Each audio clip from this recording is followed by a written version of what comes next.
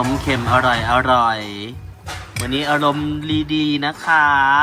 อย่าให้กุศลอะไรนะคะ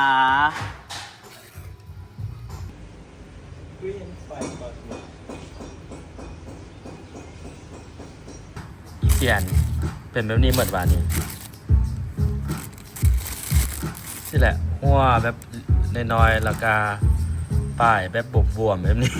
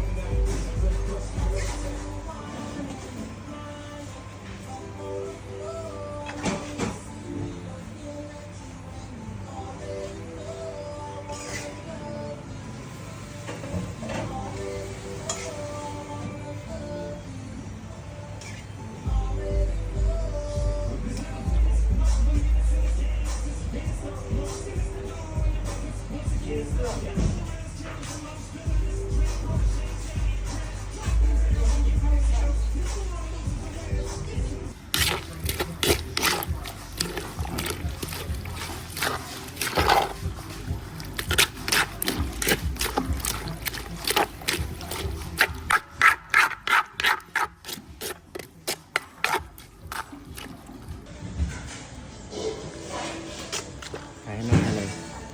ขายให้หน้าอายเลย